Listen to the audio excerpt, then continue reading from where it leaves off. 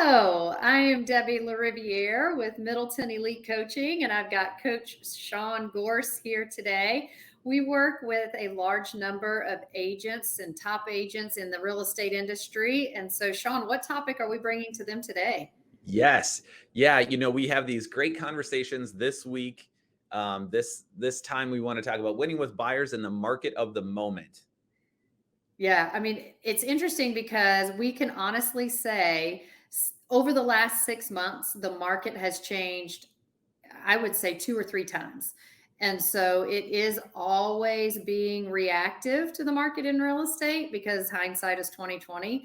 And so we want to talk to you a little bit about how to be proactive and make sure that your buyers are accomplishing their dreams of home ownership or moving, and just some common best practices that we're seeing amongst agents that are winning their offer.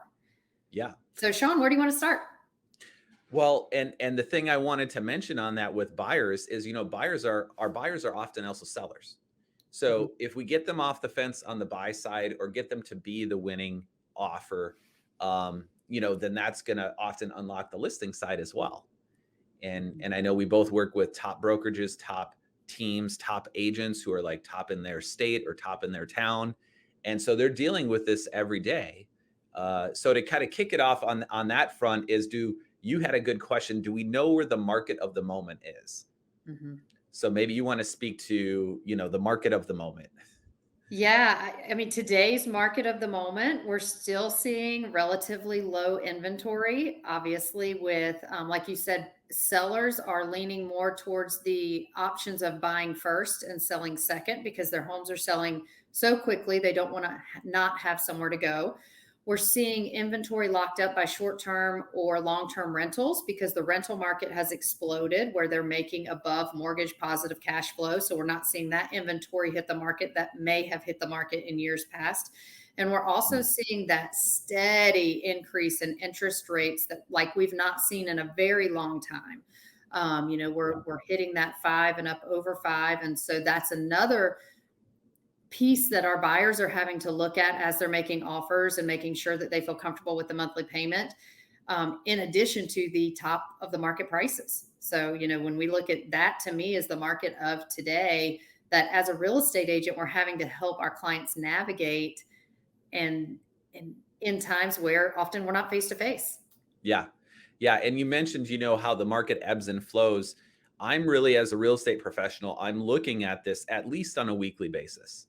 Mhm. Now we've got markets within markets. So the condo market will be different than the single family, than the, waterfront or acreage. Mhm. So on the markets that you want to be an expert on and that you're working with your clients on, certainly you want to know where the market of the moment is, both at a macro when it comes to interest rates or what the Fed is doing and what that means for the next 6 to 24 months. I was just talking to one of our clients about that today, all the way to, for example, what's happening with the condo market between 3 and 800,000 in my area. So that market of the moment, things do change quickly, and you want to be able to paint some context for your buyers and show them some real data. So we talked about properly counseling buyers and future pacing them. You had an 85% number that I liked in Yeah. counseling buyers. Will you tell us about that?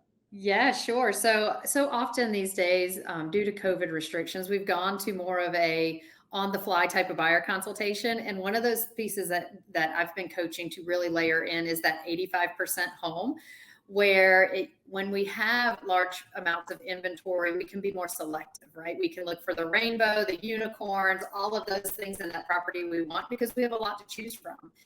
And at this point, I'm counseling my buyers to that 85% home and sometimes even 80% home where it meets 80 to 85% of the criteria that you've set for the home that you want to purchase. And we actually have to go in and take that other 15% and make it ours once we get there. So it could incur some additional renovations, adding a pool, changing out flooring, more than just that I'm going to go add paint. We're doing higher levels of renovations to make it that 100% home for us, just based on the lower inventory and availability. So I'm having Yeah. my buyers walk into it knowing that if it hits 85%, be ready. We might be writing an offer tonight. Yeah. Yeah, I love that. Another context I use is, every buyer is making concessions, right? The $10 million, buyer can't buy a $20 million house. Mhm. So it is. And then another strategy I use there on that is top pick, like of the inventory that's available today. What's your top pick? Okay, that's your top pick. We should probably go with that one, right? Because Yeah. it's your top pick. If we wait for the next one to come around again, interest rates could be higher, prices, could go up or down. So do we really want to wait and hope that there's another one that fits, your situation? So Mhm. part of what you mentioned as well, pre-framing, over communicating in this market. What are you seeing, like in terms of amount of communication that's needed?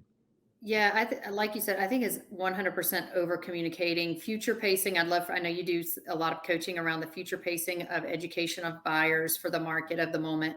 And for me, it's always letting them know what's going on, because we get in that place where we assume that they know, one, how they have to show up in strategies on writing offers, or we assume that they know the level of urgency in today's market.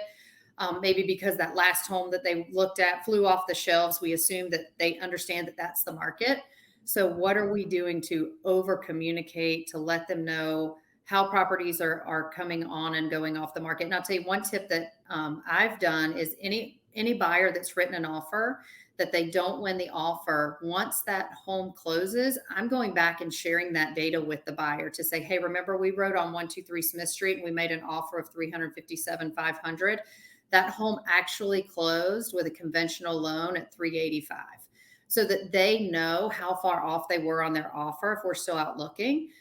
Just so that, again, they can keep up with the trends, because one, we offered too low, but two, that's the new comp, right? So that 385 is now, when the next home comes on the market in that neighborhood, is going to be future pacing. That's going to be the baseline of what we can anticipate paying. So we got to make sure we're not pricing ourselves outside of neighborhoods just based on the steady flow of the market. What are some other future pacing type conversations that you're having with your clients?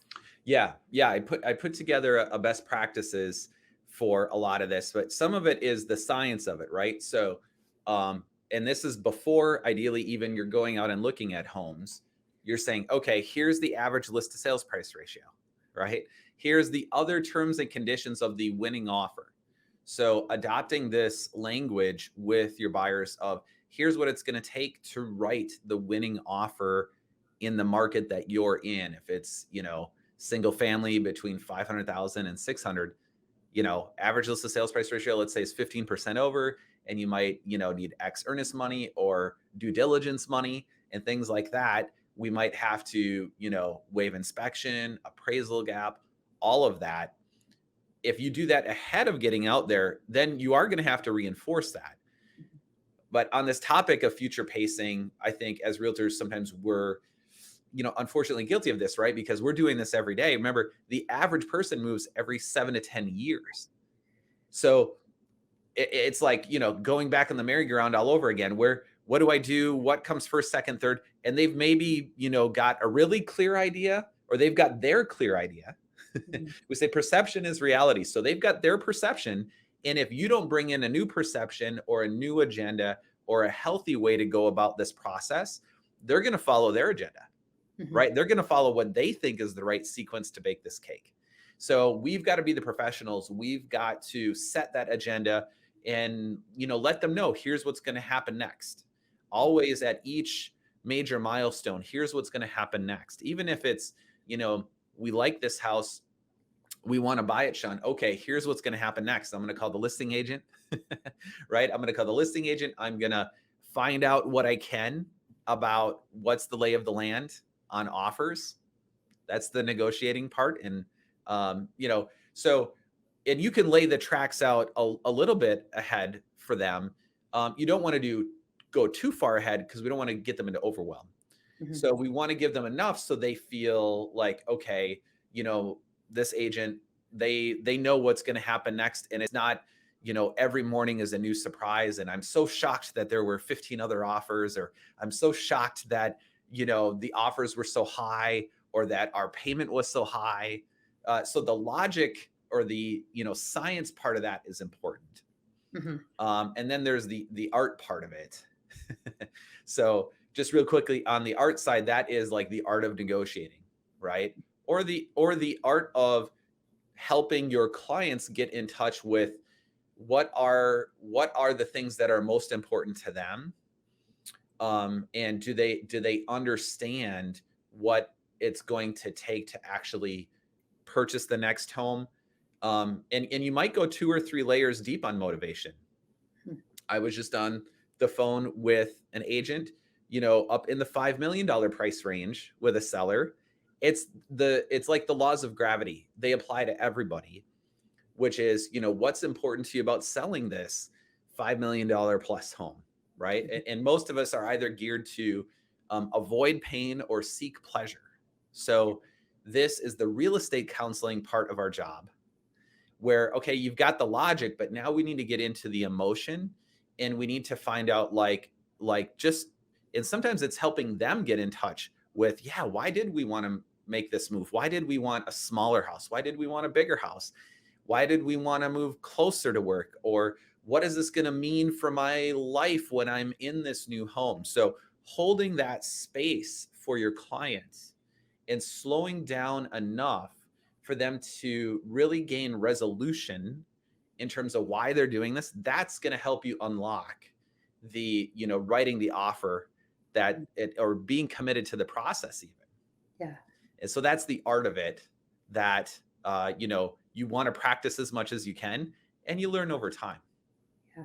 I love that pleasure versus pain. I was having that conversation with an agent earlier this morning too, because we're talking about how we're actually having to double the length or the size of our pipelines for buyers because buyers are submitting offers that aren't being accepted. And if you look for our specific market, and again, why it's important to know your local market, our number of units are down 20%. So I've been saying to our agents, if you want to ensure that you hit your goal, to hit zero for number of units from last year, we're going to have to do 20% more activity, right? Or get that many more people in the pipeline to get under contract. And so the conversation was around, well, I have more buyers in my pipeline. I'm having more conversations. I'm sending more properties, but I have these buyers who just won't make a decision. So that goes back to qualifying the buyer. Is the buyer truly a qualified buyer for this market? It used to be qualified was like, can they afford the house? Do they have a pre-qualification letter? And are they ready to move? Right. And we really are having to dial it back to pleasure versus pain. So why are we getting in the car? Well, because I want to live closer to work. Perfect. So if you don't move closer to work, is it going to make or break your day? Well, probably not. Okay, so that to me took the urgency scale way down. Or we'd like to have a lower mortgage, or if we sold, when we sell our house, we can buy for cash, so we wouldn't have a mortgage. Mm. Okay, well, is the mortgage payment killing you? No, it's not. So urgency scale comes down again. And again, it's really going back to what will make or break your day such that you're getting in the car and going to look at homes. Because if there's not that level of urgency, again, we have more buyers in the pipeline that have that sense of urgency that we have to go and dedicate that time to and continue to service them with the right home that comes up as they come up. But again, we can't get everyone in the car that's not going to make a decision because our pipelines are full. And that's just that, like taking our clients back to that pleasure versus pain and seeing, is by them staying in the home that they're in currently for the next 5 to 7 years because of that upward trend in interest rates, does it make sense? Are they okay? And if the answer is, yeah, it wouldn't be that bad, then maybe again, not a highly qualified buyer for this market. Yeah. Yeah. And we're saying the market of the moment. Look, the market changes daily. Mhm. And, there's a saying, when the market changes, especially in real estate, it changes on a dime. So it can feel like all of a sudden, and we've had this bouts of this in different markets with the, more recent interest rate hikes. Like all of a sudden on some properties, it's like, where did all the buyers go? I've got a friend down in Phoenix, and we're used to 50, 60 people at an open house. And we had an open house this week and we had 3 people through. It's not Chicken Little skies falling. And yet, like if you have some buyers out there, maybe you had looked at homes even 1, 2, 3 weeks ago, it's going to be different today. So that again is part of your orientation with the market, by the way, is that, you don't make the market, you interpret the market. And so our objective and what we can do with that pipeline. So I loved where you went with pipeline, because I go over that with the clients all the time, with the coaching clients, with the realtors, is what does that pipeline look like? And are we inspecting, just how motivated are they? Generally, if people aren't at an 8 or above, even if they wouldn't self-rate, sometimes I'll just self-rate them, ask them to self-rate. So, on a scale of 1 to 10, how motivated would you say you are to, purchasing your next home or making this move? And, if they don't say 8 out of 10 or higher, typically my experience has been they are not going to be motivated enough to write the winning offer, right? Or to be happy with the interest rate. They can lament, that, hey, interest rates were, under 4%. And now I'm looking at like 5.5 or whatever. Right. Yeah, I understand. You can empathize. And yet, what else do we have to deal with other than the market today? So I do see that's often a trap that clients fall into, is either lamenting what happened in some point in the past, which is always going to be, hindsight's 2020, beat yourself up, right? Oh, I should have bought 2 years ago. Or projecting too far out into the future. Like either, hey, you know what? I see the market wobbling a bit here. Why don't we just wait around for the next, couple years? So, you could do that. Can I tell you what concerns me about that? Which is nobody has a crystal ball, right? Nobody has a crystal ball and is going to know where the market's going to be in 24 months. Right. And so, or assuming that everything's going to be static. Like we had another client who called the realtor and said, hey, you know what we're going to do? We were looking, we're just going to put everything on hold for a year and then we'll pick it back up. So are you having that conversation about the market of the moment? And it is for the moment. If I call you a year from now, or if we touch base a year from now, and you could do that, you could just stay put. And I tell you that interest rates now, are at 7% instead of at 5% or whatever, how's that going to make you feel? And if it's not very stressful for you, then don't worry about it. And you need to do what's right for your family. So there's a lot of this market in the moment, similar to like a stockbroker, where like if I called up a stockbroker and I said, what's the price of Tesla stock, right? Probably stockbrokers know that, and they ought to know that. And they could even tell me, hey, here's where the price was 1 year ago, 2 years ago, if you would have bought in at the very beginning. This is our familiarity with the market we need to get to quickly. And it doesn't take much. We're blessed in real estate. We have a lot of this data at our fingertips. And our boards even put it together for us. So I would just encourage you, and I'll let you have the final encouragement, Debbie, but I would say, like, get into the market of the moment, know your market, understand it, put it on your calendar to review weekly. You can send out videos to your clients. You can send out emails, text message your top pipeline people and say, sounds like now's the time to go out and buy something. Right? So I'll encourage you with that. Debbie? Yeah. And just to tag on to what you said, when you think about those clients, like you said, that are stepping back, ask the question of, if I found the ideal home for you and I called you in 3 weeks, would you still be interested in purchasing? So they might rate themselves a 5 or a 6 or even a 2. I'm going to pull back. But ask the question, if I found the right home, would you still be interested in purchasing? The answer may be yes. It may surprise you, right?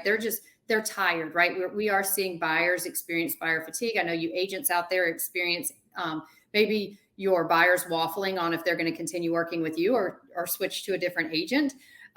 We have seen some of that. And at the same time, it's staying in tune with that communication. And those buyers that have said, you know what, I don't enjoy the multiple offer market. I don't feel like I ever am winning. I go back to your friend that you were talking to over in Phoenix. If they're seeing a decline in number of showings, number of offers, call all those people up and saying, hey, just what we're experiencing today, what I experienced this weekend was a decline in number of showings and a decline in number of offers. So why don't we get back in the game? Maybe it's only 3 offers instead of 23 offers. We may be able to pick up the right property. So always staying in tune with that. And I'll tell you, I use that showing time data for the market reports, as well as the target market analysis report, where we can go in and track number of showings over 30, 60, 90 days and see what the showings are doing. So if you don't have a baseline for your market right now, that's your homework. Go get the baseline number of showings, number of active inventory, where your market's going, percentage over list price, what your appreciation is. And that way Mhm. you can communicate really at a really high level to make sure that you're winning with your buyers, you're over communicating, you're able to future cast, you're able to pick up on change. COVID was one of those things we thought was going to shut the whole market down. And who would have thought, right? So I Sure. can assure you, 18 months from now, we'll be saying the same thing. Who would have thought? Don't know what it'll be, but it'll be who would have thought. So, yeah. Thanks so much Right. for sharing your insight, Sean. And I hope Likewise, this is Debbie. helpful for you guys. If you are interested in coaching or growing your real estate business, we'd welcome the opportunity to chat with you and talk with you about some more of the ideas we have in growing both buyers and seller sides of the business. Have a That's great great. day. Okay, thanks.